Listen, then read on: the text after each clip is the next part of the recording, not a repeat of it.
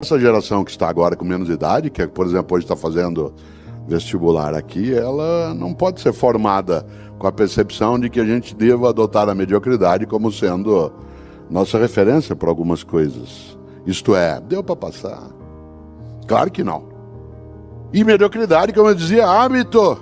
O contrário também, que é capricho. Também é hábito. Exemplo, eu viajo bastante, portanto, eu durmo muito em hotel, em viagem. Todos os dias que eu estou viajando, eu acordo no hotel de manhã, sozinho, que é o que a Cláudia espera, certo? Ao acordar, eu estou sozinho. Primeira coisa que eu faço, além de ir ao banheiro, usá-lo, escovar o dente, é lavar o rosto e pentear o cabelo e a barba. Pra quem? Não tem ninguém ali comigo mesmo, certo? Por que pentear o cabelo e a barba? Pra mim. Sabe por quê? Porque se eu habituar, não tem ninguém vendo, não vou arrumar a cama, pra quê? Vou usar de novo à noite. Tem gente que você conhece o capricho que ela tem pelo banco de trás do carro. Tem tantas coisas naquele banco, resíduos alimentares, que uma inspeção do CSI acharia, né, indícios da Páscoa de 2004. Bolachas que estão ali no meio, encontráveis, quase próximas daquilo que já iria para o museu. Capricho. Capricho.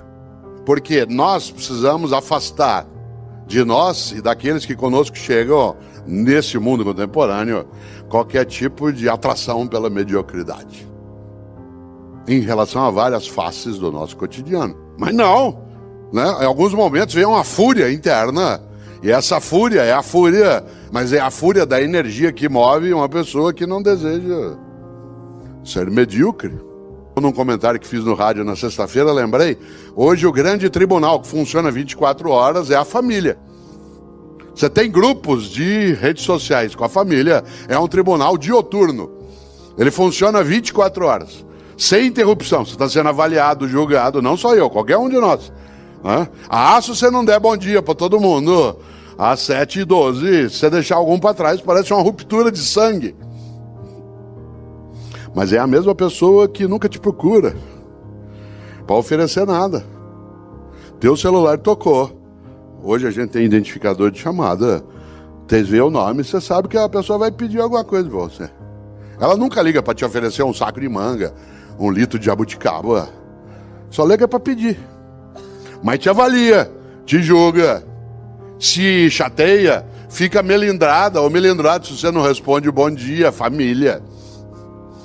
E nós começamos, de repente, a nos perder e nos enredar em algumas trilhas que levam a lugar nenhum. E não sobra para nós tempo para aquilo que é importante. Nós passamos uma boa parte do tempo cuidando do urgente e deixamos o importante de lado. Claro que o urgente tem o seu lugar. Aliás, o urgente também tem que ser lidado, mas ele não pode obscurecer o importante. Por exemplo, o que é urgente? Garantir modo de sobrevivência, mas não é a qualquer custo.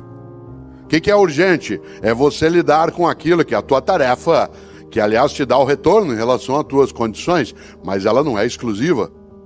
Uma parte de nós, repito, se dedica e está formando novas gerações com a perspectiva do urgente, deixando de lado o importante. O que é o importante? O importante é aquilo que faz com que a vida tenha propósito. Afinal, um dia partimos. E meu avô Ettore, italiano, todos os dias, quando nós, os netos, acordávamos de manhã, e ele vivia no interior de São Paulo, e quando a gente lá estava e podia encontrá-lo, meu avô, todos os dias, quando a gente acordava, ele nos perguntava sempre 2 coisas. Eu passei a vida perguntando isso aos meus filhos, e agora, quando posso, pergunto aos meus netos. Todos os dias, assim que a gente acordava, ele perguntava: quais são os teus planos para o futuro? Todos os dias. Isso era irritante, porque isso nos obrigava a ter que pensar em futuro. E eu só queria aproveitar aquele momento. E ele dizia: não é para você não aproveitar, apenas que você não pode só aproveitar o momento. Mas a grande questão, meu avô, era: quais são teus planos para o futuro? A outra pergunta era mais densa: o que você quer na vida? Ser o mais rico do cemitério? Essa frase não significava não tenha patrimônio, não tenha propriedade. Significava: não tenha só isso. Pense naquilo que serve para a tua vida, que é curta, não ser pequena. Excelência é quando você ultrapassa, quando você vai além. Excel, em latim, significa aquilo que ultrapassa. Uma pessoa excelente, o que é? Uma pessoa excelente é aquela que vai além do óbvio. Uma pessoa excelente é aquela que faz mais do que a obrigação. Cuidado. Fazer mais do que a obrigação não é trabalhar sem salário, trabalhar sem recurso. Trabalhar fazendo mais do que a obrigação é ter a obrigação como ponto de partida e não como ponto de chegada. Uma pessoa excelente é aquela que parte da obrigação e não chega na obrigação. A obrigação é da onde você segue no começo e não o local onde alcança ao final. Você conhece gente excelente. Você conhece professor excelente. Você conhece família excelente. Você conhece médico ou médico excelente. Conhece garçom excelente. Qual garçom que você gosta? Qual garçom? Que, aliás, né, Benjamin, é uma palavra francesa, né, para nós, garçom. Olha que coisa boa. Para nós, o que é um garçom que a gente aprecia é aquele que faz mais do que a obrigação. Qual é a obrigação do garçom? Anotar teu pedido, indicar um lugar, trazer as coisas no final. Anota. Qual é o garçom que você gosta de ser atendido? Aquele que faz mais do que a obrigação. Que sugere coisas para você. Que te indica um lugar. Que é capaz de ficar próximo, mas não ao lado, ouvindo a conversa. Que dá dica para você.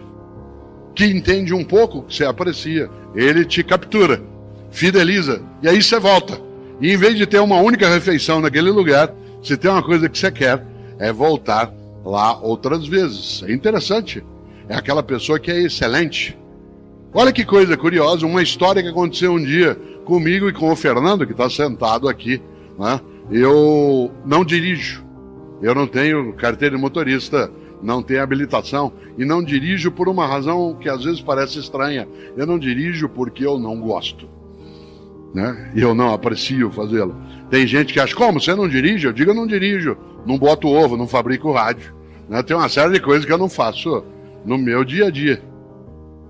E eu não dirijo, e o Fernando, que aqui está, né, ele faz comigo os percursos, os lugares, e ele dirige. Eu nunca esqueço, não sei se o Fernando se lembra, há uns 6 anos, nós fomos voltando de São João da Boa Vista, uma ótima cidade, quase na fronteira de São Paulo com Minas, né, em outro lado de Minas, e a atividade terminou 9h30 da noite, mas naquele momento não havia pandemia, e ao final havia uma sessão de autógrafos, e quem tinha livro, havia sessão de fotos, coisa que hoje nós, por enquanto, não podemos fazer. Aliás, porque queremos ficar todas vivas e vivos e bem. E nesse sentido, naquele momento, saí eu, depois que a palestra terminou, para os autógrafos e fotos, e tudo terminou perto das 11h30 da noite. E nós com uma fome danada, querendo comer alguma coisa, a gente tinha tomado um lanche na hora que chegou, mas já estava muito tarde. Saímos de São João da Boa Vista, pegamos a estrada e nada aberto na estrada. Todos os postos já fechados no horário que a gente passou, era 1h e pouco da manhã, tudo fechado. De repente, a gente está vindo e vê a luz acesa num posto de gasolina. Fernando entrou, a gente babado de fome, já era 1h da manhã, e eu rapidamente fui até o balcão, ali havia uma estufa, e nessa estufa 2 bolinhos. E eu disse ao garçom: por favor, o senhor nos dá esse bolinho? Ele disse: eu, se fosse o senhor, não comia, não. Isso criou um afeto nosso. Aliás, quando a gente pode, a gente passa por lá. Atenção, olha que pessoa excelente. Ele não se contentou em ser exclusivamente um vendedor. Tal como o faça o teu melhor, não pode sê-lo pela maldade, pelo indecente, pelo inaceitável. Embora fosse um negócio, uma regra boa na vida é não fazemos qualquer negócio. Não fazemos qualquer negócio. Só que ele não se contentou, olha que interessante, em dizer o que eu posso fazer. Nós dissemos, e não dá para a gente pedir um sanduíche. Ele disse, a essa hora a cozinha já fechou. Atenção no que eu vou dizer agora, porque é isso que marca o passo de uma pessoa que procura excelência na atividade dela. Em vez de dizer, a cozinha já fechou, o que eu posso fazer? Ele disse, como vocês estão com fome, eu vou preparar um sanduíche frio. Se vocês não se incomodarem, eu pego o pão, coloco um pouco de manteiga, né, de presunto e queijo. Ótimo. O que ele fez? O melhor na condição que ele tinha. Eu insisto, eu não estou dizendo que você é medíocre. Estou dizendo que você e eu podemos ficar medíocres. Quando? Quando a gente deixa de procurar o melhor na condição que a gente tem e fica se habituando com o possível. E quando a gente se habitua com o possível, a única coisa que a gente faz é sair por aí resmungando. O que eu posso fazer? Isso não dá certo. A vida é assim. O impossível não é um fato, ele é apenas uma opinião. E aí eu quero lembrar algo num dos meus livros chamado Não Espere pelo Epitáfio. Eu cito exatamente uma perspectiva que eu gosto bastante, trazida um dia pelo grande mineiro de Itabira, Drummond, Carlos Drummond de Andrade. Ele, num dos seus poemas, diz algo que eu sintetizo de um modo que ele não escreveu. Eu é que faço uma síntese do poema a partir daí, quando a ideia seria: eu escavo a casca do impossível até achar o possível lá dentro.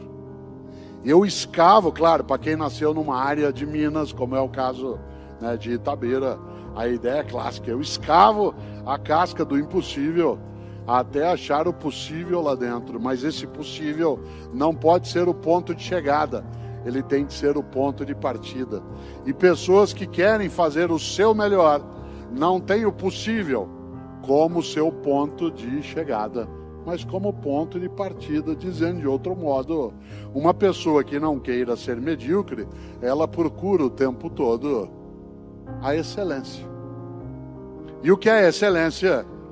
Excelência é quando você ultrapassa o óbvio, vai além. Excelência é quando você faz mais do que a obrigação.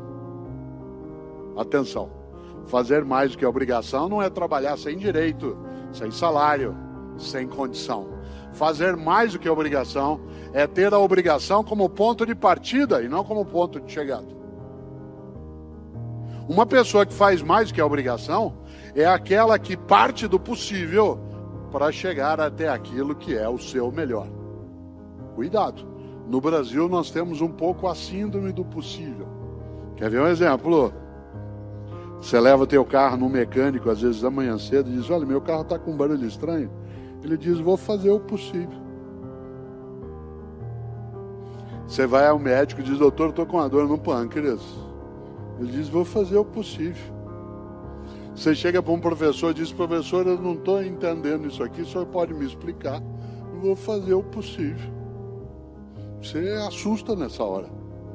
Há 4 anos, vai fazer agora, nesta semana, tive que colocar uma prótese no joelho direito, porque numa atividade semifísica eu tropecei, bati o joelho num banco de areia e, entre aspas, quebrei o subcondral. Não quebra, mas seria o assemelhado a uma fratura.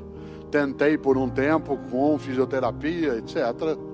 Não deu, e aí eu tive que colocar uma prótese completa no joelho direito, que aliás é uma prótese, como vocês notam, funciona. É uma prótese alemã por dentro e por fora sou eu. E uma das coisas boas é que o cirurgião que colocou a prótese, uma pessoa extremamente preparada, em São Paulo, onde vivo, já imaginou se um pouquinho antes de eu entrar em estado de dormência mais profunda, um pouquinho antes de eu entrar dentro do efeito mais forte da anestesia, eu olhasse para ele e falasse assim: doutor, vai dar certo? Ele dissesse: vou fazer o possível. Se desse tempo, naquela contagem regressiva de 10 a 9, eu ia pedir para sair correndo. É claro. Excelência é quando você, usando a palavra vindo do latim excel, quando você ultrapassa, quando você vai além, quando você sai do óbvio. Sabe por que nós estamos aqui hoje? Nesta sala, na sala Minas Gerais? Sabe o que nós estamos aqui? Com menos de 25 meses de um cataclisma avassalador, com uma catástrofe na vida humana coletiva que não cessou. Nós estamos aqui porque dezenas de homens e mulheres em vários lugares e também no nosso país fizeram o seu melhor. Foram buscar, não desistiram, se juntaram, muitos pereceram. Perdemos dezenas e dezenas de pessoas no campo da saúde, no campo da segurança, no campo do abastecimento, no campo do transporte. Pessoas que em 2020, um ano desesperador, foram capazes de não desistir. Foram capazes de, quando alguém disse, é impossível fazer uma vacina em um ano. Não existe isso na história recente da medicina. E homens e mulheres como Drummond foram lá escavar a casca do impossível e ficaram nos hospitais, nos centros de saúde, nos lugares de abastecimento, pessoas da área médica, da área de enfermagem, fonoaudiologia, fisioterapia, e pessoas que não tinham oxigênio, que estavam sem equipamento, e foi aí essas pessoas fizeram melhor. A gente viu dezenas de fotos no nosso país e várias, de pessoas da área de atendimento sentados no corredor, exaustos, mas sem desistir. Quantos em 2020, você se lembra, eu também, em vários lugares, e aqui inclusive, não foram para casa. Ficavam nos lugares porque se fosse para casa podiam contaminar a família.